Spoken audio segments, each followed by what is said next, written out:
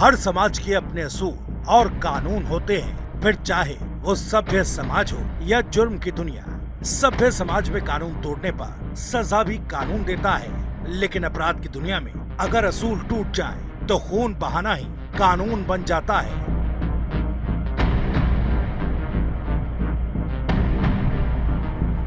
मुंबई के अंडरवर्ल्ड में अब से 36 साल पहले यानी 1989 में यही हुआ। जिस शख्स को आप सफेद दाढ़ी मूंछों और उजले लिबास में देख रहे हैं, उसका नाम है अरुण गवली उर्फ डैडी उर्फ मुंबई का अंडरवर्ल्ड डॉन। 17 साल बाद जेल की सलाखों से परोल पर बाहर आए अरुण गवली का घर पहुंचने पर स्वागत हुआ। पत्नी और बेटी ने आरती उतारी, तिलक लगाया और आसपास के लोगों ने फूल बरसाए। पिछले 17 साल में इस डॉन के लिए मुंबई और जिंदगी दोनों पूरी तरह बदल चुकी है। मुंबई में अब अंडरवर्ल्ड मिट्टी में मिल चुका है और डॉन कहलाने वाले अरुण गवली में अब डॉन जैसा कुछ भी नहीं बचा। लेकिन अब जब मुंबई के अंडरवर्ल्ड की बात होगी तब उस घटना का जिक्र जरूर होगा जो अपराध की दुनिया में सबसे दुर्दांत हत्या के तौर पर हमेशा अरुण गवली की तस्वीर के साथ याद की जाती है। 1988 के दौर में मुंबई रियल एस्टेट के जरिए दौलत की दुनिया को पंख दे रही थी। अंडरवर्ल्ड डॉन की नजर मुंबई में तेजी से बन रही इमारतों और रियल एस्टेट कारोबारियों पर पड़ी। अवैध वसूली का धंधा चल निकला, लेकिन दाऊद की डी कंपनी को अरुण गवली के गुरु राम नाइक से बड़ी चुनौती मिल रही थी। राम नाइक और दाऊद के शूटर्स के बीच अक्सर गोलीबारी होती थी। अवैध वसूली को लेकर, इलाके के बंटवारे को लेकर और एक दूसरे के एरिया में घुसपैठ को लेकर होने वाले शूटआउट से मुंबई पुलिस भी खासी परेशान थी। सूत्रों के मुताबिक दाऊद ने पुलिस का सहारा लिया और राम नाइक को एनकाउंटर में मरवा दिया।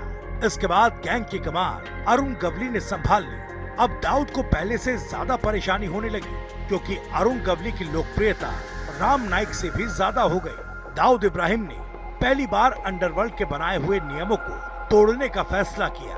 नियम ये था कि चाहे कितनी भी दुश्मनी हो, लेकिन किसी भी शूटआउट में किसी के भी परिवार के सदस्यों को कोई गैंग निशाना नहीं बनाएगा। दाऊद ने 1989 में ये नियम तोड़ दिया। उसने शूटर्स भेजकर अरुण गवली के बड़े भाई किशोर गवली उर्फ पप्पा की हत्या करवा दी। इस हत्याकांड ने सिर्फ अरुण गवली नहीं बल्कि पूरे मुंबई में अपराध की दुनिया को हिलाकर रख दिया। गवली ने दाऊद के तोड़े हुए नियम का उसी भाषा में जवाब दिया।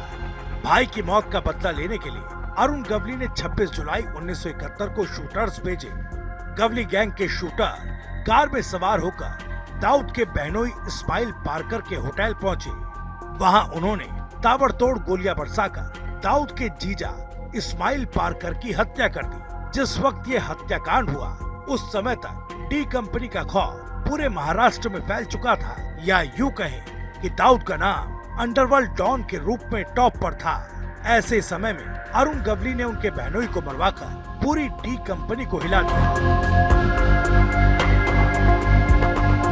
इस घटना का बदला लेने के लिए दाऊद के कथित गुरु और माफिया सुभाष ठाकुर ने अपने गुर्गों के साथ मिलकर 12 सितंबर 1992 को मुंबई के जे अस्पताल में फायरिंग की थी। इस गोलीबारी में अरुण गवली गैंग का शूटर शैलेश और 2 सिपाहियों की हत्या हो गई थी। इस गोलीकांड में साल 2000 में मुंबई की अदालत ने सुभाष ठाकुर को हत्या का प्रयास और टाड़ा के तहत उम्र कैद की सजा सुनाई थी। वहीं अरुण गवली को 2007 के एक हत्याकांड में उम्र कैद की सजा हुई है।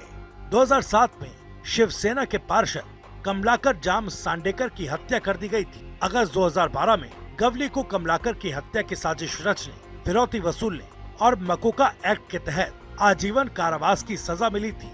साथ ही कोर्ट ने गवली पर 17 लाख रुपए का जुर्माना भी लगाया था। दिसंबर 2019 में बॉम्बे हाईकोर्ट ने सजा को बरकरार रखा था। 28 अगस्त को अरुण गवली की ओर से सुप्रीम कोर्ट में याचिका दी गई।